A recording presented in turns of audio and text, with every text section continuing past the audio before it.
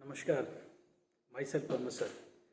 हम लोग हमेशा बात करते रहते हैं एडमिशन को लेकर, एग्ज़ाम को लेकर के, एनआईएस को लेकर के। ठीक है, पहली बात जिन्होंने चैनल सब्सक्राइब किया थैंक यू सो मच, और जो लोग हमारे वीडियो को वॉच करते रहते हैं, लगातार हमसे जुड़े रहते हैं, उनको थैंक यू सो मच। हम लोग को बहुत सारी बातें करनी है। पहली बात, आप मेरा चैनल कौन सा है? education@ahmed sir. कोई भी डाउट है, कोई भी कंफ्यूजन है, आप मेरे को कॉल करो। पहली बात, मेरा अगर कोई डाउट है एक नंबर ले लो, 9871070307। एक बार फिर से सुनो, 9871070307। कोई भी डाउट हो आप एक मेरे को व्हाट्सअप कर दो, आपकी अगली वीडियो में आपको सोल्यूशन मिल जाएगा। इमीडिएट करना हो तो उसके बाद हम आपको कॉल कर लेंगे, कॉल बैक कर लेंगे। बहुत सारे क्वेश्चन है। एक हरियाणा बोर्ड को लेकर क्वेश्चन है। अभी जो रिजल्ट आया एनआईएस में, पहले उससे उसकी बात कर लेते हैं। अभी जो रिजल्ट आया, सबसे पहले रिजल्ट जैसे है, एक विदिन 1 मिनट में आपको वीडियो दे दिया था कि हाँ जी रिजल्ट आ गया, जाके देखो। क्या कहानी थी उसमें? बहुत सारे बच्चे पास हो गए जो फेल हैं किन्हीं भी सब्जेक्ट्स में। इमीडिएटली फीस भरो उसको। फीस भरने के बाद अगर टीएम में रह गया तो टीएम में भी अपलोड करो। जिसकी फीस भरोगे उसी के टीएम में लगेगी, जो पास हो गए उसके टीएम में नहीं लगेगी, ध्यान रखना। ठीक है। अब इसमें कुछ बच्चों का रिजल्ट रुक गया, आरएल लिख के आ रहा है, रिजल्ट लेटर, या रिजल्ट बाद में इश्यू होगा। राइट, तो इसका मतलब क्या होगा? इसमें क्या कहानी, क्या समझो बात को। आइदर उस सेंटर के ऊपर ऑब्लिगेशन है, ब्लैकलिस्ट हो गया, या उसके ऊपर कोई क्वेश्चन हो गया, मास कॉपी हो गई, तो उसका रिजल्ट रोका जाएगा। ठीक है, हो सकता है उसे बॉन्ड भी कर दिया जाए 1 साल के लिए। अब बोर्ड क्या डिसीजन लेता है, बोर्ड उसको जाने। दूसरी बात, हो सकता है कि उसका टीएमए की प्रॉब्लम हो, प्रैक्टिकल के मार्क्स नहीं आए हो, वो अपलोड कर रहा हो अभी भी कंक्लूजन में चल रहा हो, तो थोड़ा सा वेट करो रिजल्ट का, क्या आता है। कुछ भी हो सकता है, ये 3-4 ऑप्शन में से कुछ भी हो सकता है। दूसरी बात, SYCT लिखा है, still yet to be clear theory.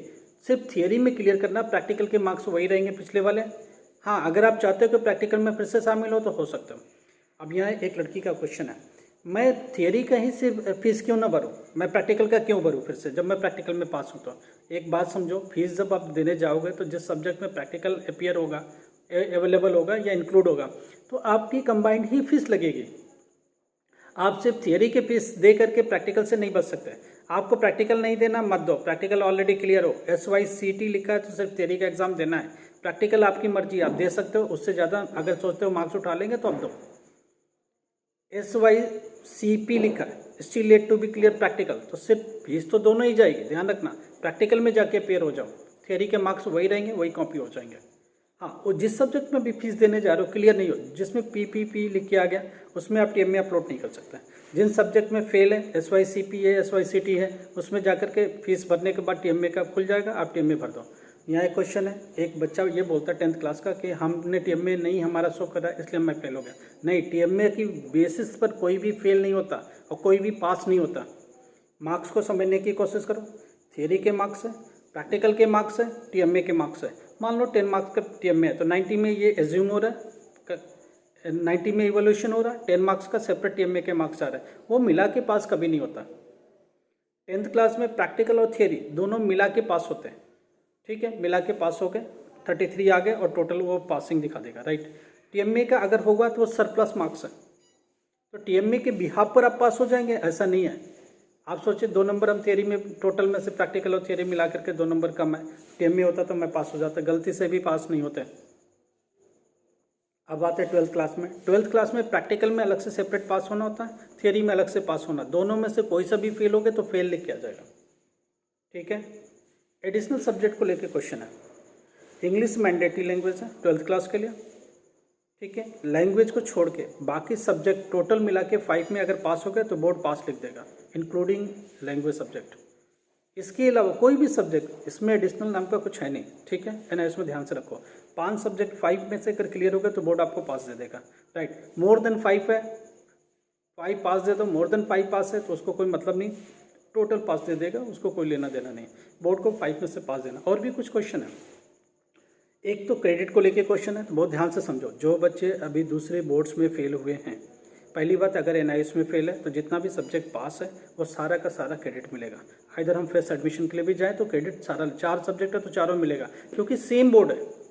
आप दूसरे बोर्ड पर आते हैं, अगर सीबीएसई में आप फेल हुआ तो मैक्सिमम 2 सब्जेक्ट की क्रेडिट ले सकते हो, मगर वो सब्जेक्ट एनआईएस में भी सिमिलर होना चाहिए, ध्यान रखना। अब स्टेट बोर्ड पर आते हैं, स्टेट बोर्ड में मैक्सिमम 1 सब्जेक्ट की क्रेडिट मिलती है, सिर्फ सिंगल सब्जेक्ट। कोई सा भी सब्जेक्ट अगर वो एनआईएस में है तो आपको मिलेगा, मगर उसमें ध्यान रखो हरियाणा बोर्ड को लेके बड़ा कन्फ्यूज़न है। हरियाणा बोर्ड के जब क्रेडिट लेते हैं तो कई बार बोलते एनआईएस बहुत कन्फ्यूज़ है, बार बार कहता है कि आप बोर्ड में जाओ लिखवा के लेके आओ कि इस सब्जेक्ट की क्रेडिट देने लायक है या नहीं है। अब आप हरियाणा बोर्ड कब जाओगे? हरियाणा बोर्ड लिख के देगा, वो 75 क्वेश्चन पूछेगा आपसे, उस क्वेश्चन का जवाब दो, फिर वो लिख के देगा और वो जाके एनआईएस में जमा करोगे। एक बात बताओ, हमको सितंबर में पेपर देना है, अगस्त में हमारे साथ डेट शीट होगी, आज हम जून एंड में बैठे हैं, जुलाई तक ये एडमिशन जाएगा, फिर इसको बोर्ड क्वेश्चन लगाएगा, फिर आप बोर्ड में जाके लिखवा के लाओगे, कब सबमिट करोगे, कब आई कार्ड आएगा, कब आपका इनरोलमेंट कंफर्म होगा। इस कन्फ्यूजन में ये साल खराब हो जाएगा। तो बेटर ये कि एक सब्जेक्ट की क्रेडिट के बजाय लो ही मत क्रेडिट। तो हरियाणा बोर्ड की क्रेडिट का वास्ता मत रखो, सीबीएसई का ले लो, एनआईएस का ले लो, किसी भी स्टेट बोर्ड का ले लो, हरियाणा का क्रेडिट के पीछे बिल्कुल नहीं जाना। एक तो एक सब्जेक्ट का मिलेगा, ऊपर से दुनिया भर के लेटर, कौन कहाँ लिखवाने जाएगा, कहाँ पढ़ने जाएगा, इट्स नॉट ईजी टास्क। लो ही मत, ये लेने के काम करना ही नहीं। और हम लोग गलती से भी एडवाइस नहीं करते कि ऐसा करो। चलो और भी क्वेश्चन है, सितंबर अक्टूबर के रिजल्ट को लेकर क्वेश्चन है। कुछ पेरेंट्स या तो ओवर स्मार्ट हैं या तो समझना नहीं चाहता। अब उनका बच्चा एक बार एग्ज़ाम दिया फेल हुआ, 2 बार एग्ज़ाम दिया फेल हुआ, 3 बार एग्ज़ाम दिया फेल हुआ, अब वो एनआईएस में आ जाता है और क्या सोचता है कि अभी हम सितंबर अक्टूबर में पेपर देते हैं, 20 दिसंबर को रिजल्ट लेते हैं और इस रिजल्ट के बिहाफ पर वो जाकर के कहीं यूनिवर्सिटी कॉलेजेस में एडमिशन ले लेते हैं। ये गलत है। जाकर के उसके लिए पैसा थ्रो कर देता है, पेरेंट एडवांस पेमेंट कर देता है। क्यों कर देता है? क्यों करा उसने? क्यों करा? अब सोचो क्यों करा? आपको अपने लड़के पर इतना भरोसा क्यों? 2 बार फेल हो चुका, 3 बार फेल हो चुका, पहले उससे पास होने दो। एटलीस्ट ऑनलाइन रिजल्ट जब तक आपके हाथ में पास की ना हो तब तक किसी भी कॉलेज में 1 रुपया नहीं देना। ओवर कॉन्फिडेंट नहीं, बहुत हार्ड अर्न मनी है आपका, फेंकने की ज़रूरत बिल्कुल नहीं है। जिस दिन ऑनलाइन रिजल्ट आपको पास दिख जाए उस दिन आप दे देना उसको, कॉलेज को जाके एडमिशन के फॉर्म में दे देना उसको, एडमिशन जो भी पेमेंट देना आपके पास हो, आपके बूते में हो उतना दे देना, कोई दिक्कत नहीं। मगर प्लीज़ जब तक रिजल्ट नहीं है, क्यों? दिसंबर में क्या गारंटी रिजल्ट आ जाएगा? 20 दिसंबर को। अभी रिजल्ट जिस तरह डिले हो रहा है, 20 दिसंबर के बजाय जनवरी में रिजल्ट आने की संभावना है। क्या कॉलेज तब तक रुकेगा? और जनवरी में रिजल्ट मान लो 20 जनवरी को आ गया या 15 जनवरी को आ गया, राइट, ऑनलाइन आया, मार्कशीट कब आएगी? फरवरी एंड तक या फिर मार्च तक भी मिलेगी। क्या वो यूनिवर्सिटी एक्सेप्ट करेगा, मानेगा? इसकी गारंटी नहीं है। तो आप 2 कन्फ्यूज़न में पैसे बर्बाद मत करो। सबसे पहले रिजल्ट जब तक ऑनलाइन ना देखो तब तक आप बिल्कुल कहीं एडमिशन के बारे में बात करो, पैसे मत दो, एडमिशन के फॉर्म मत भरो, या भरो 2-4 हज़ार रुपये सिर्फ जस्ट फॉर रजिस्ट्रेशन। हाँ जी, अगर रिजल्ट आ जाता है तो मैं आके एडमिशन ले लूँगा, नहीं तो अगले साल ले लूँगा। इस बिहाफ पर आप कर लो, ठीक है, तो चलेगा। इससे ज़्यादा नहीं, मैं इससे ज़्यादा एडवाइस नहीं करता किसी को।